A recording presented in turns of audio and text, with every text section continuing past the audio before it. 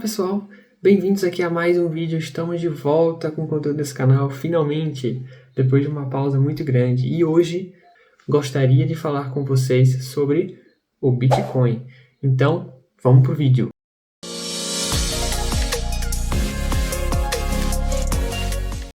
Então, pessoal, hoje, como eu já disse, eu gostaria de principalmente falar sobre a situação econômica que a gente está vivendo hoje, mas principalmente focar nos prós e contras de comprar ou não o Bitcoin, tá certo? Então, para ir direto pro vídeo, hoje, acho que todo mundo já viu, né? O presidente Trump dos Estados Unidos está criando um fuzuê no mercado econômico. A gente está tendo muita volatilidade, não é só o Bitcoin que está subindo, descendo de preço. Todos os ativos, todos, não vou dizer todos, mas a grande maioria, né, está tendo grande volatilidade. Por quê?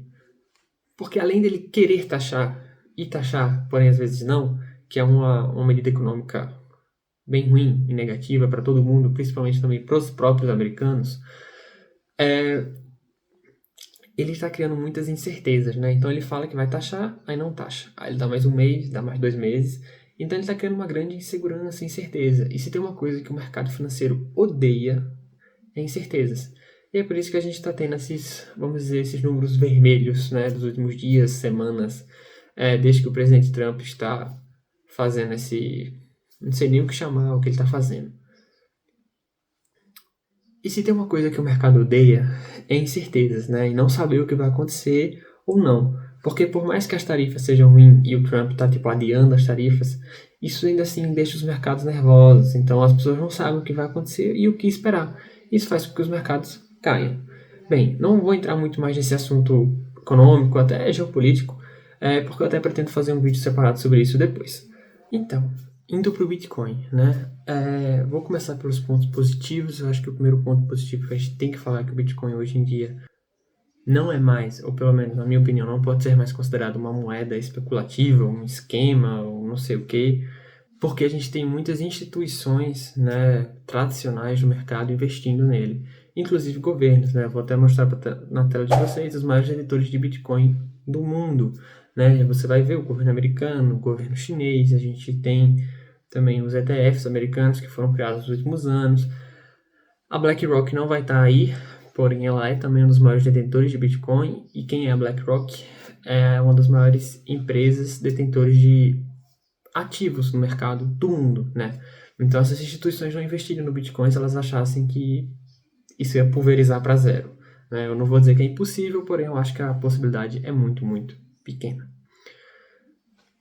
Um outro ponto positivo também é o preço, né? A gente está vendo uma queda no preço. Nesse momento que eu estou gravando esse vídeo, ele está abaixo de 80 mil, acho que está em 78, 79 mil, vai aparecer para a tela para vocês. Exatamente. E considerando que há pouco tempo atrás estava acima de 100 mil, acho que 105 mil, se eu não me engano, a gente tem uma desvalorização de 20% a 25%. Então, sim, parece sim um bom momento para comprar nesse sentido, porque só para chegar no mesmo preço que ele estava antes, ele teria que valorizar 30%, a 35%. E considerando que o Bitcoin agora já está há mais tempo no mercado, as pessoas conhecem há mais tempo, ele já é conhecido, né? Até se a gente olhar para o gráfico do desenvolvimento dele, que ele sempre sobe bastante, depois ele dá uma queda boa, mas ele geralmente nunca cai para o preço que ele estava antes, ele sempre cai perto ou até muito acima, e depois ele recupera com força. Então a gente pode estar vendo tá dentro desse ciclo do Bitcoin, né? Então pode estar vendo essa repetição novamente. Porém, pode ser que o buraco esteja mais embaixo. Ninguém sabe, né? Isso é muito difícil de saber, tá certo? O próximo ponto positivo, que eu vou considerar como positivo e negativo, é uma coisa chamada um indicador medo ganância, que tem um indicador que geralmente vai de 0 a 100, em que 100 seria tipo muita ganância e 0 seria nenhuma ganância e total medo. E o que acontece é que tem muito isso por aí, são números de empresas, instituições que fazem para medir como é que está a ganância no mercado, se tipo está muito hipervalorizado.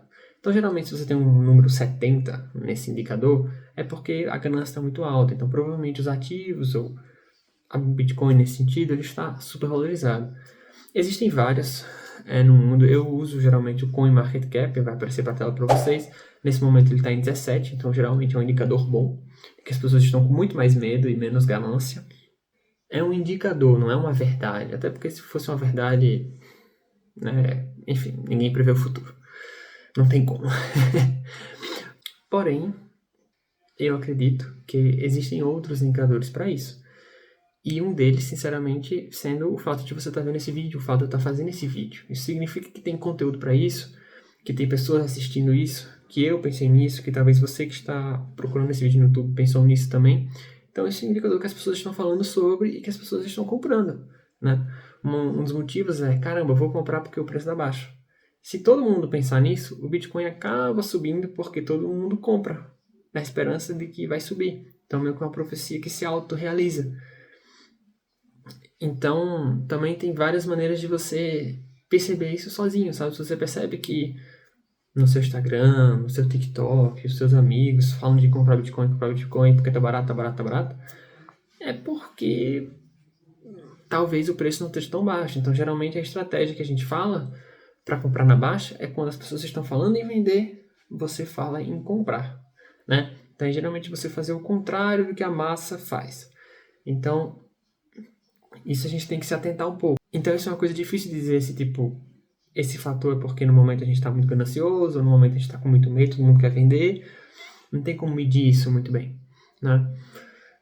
Uma outra coisa, claro, é a volatilidade desse ativo. Tipo, é um ativo importante, sem sombra de dúvidas, porém ele é extremamente volátil, né? Não tem comparações com algumas ações, ou ETFs, ou um fundo imobiliário, enfim.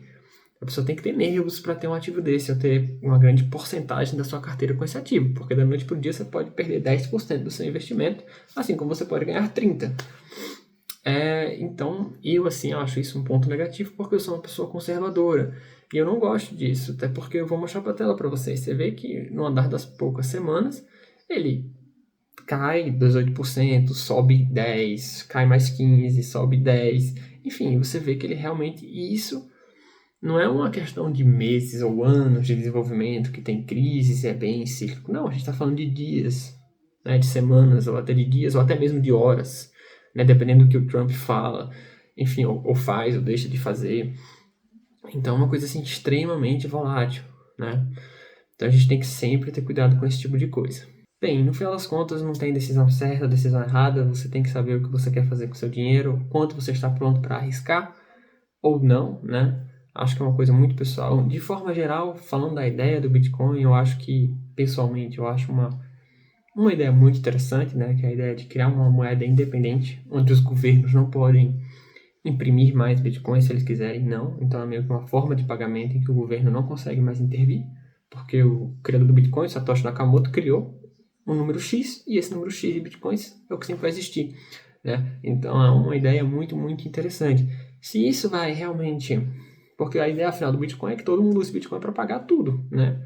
Então não tem mais Pix, não tem mais cartão de crédito, só tem Bitcoin.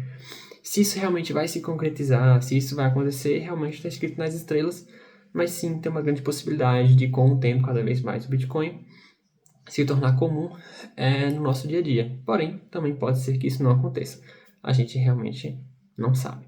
Então, pessoal, esse foi o vídeo de hoje. Se você gostou, não esqueça de deixar o seu gostei, se inscrever no canal e ativar o sininho para receber notificação quando tiver vídeo novo. Valeu!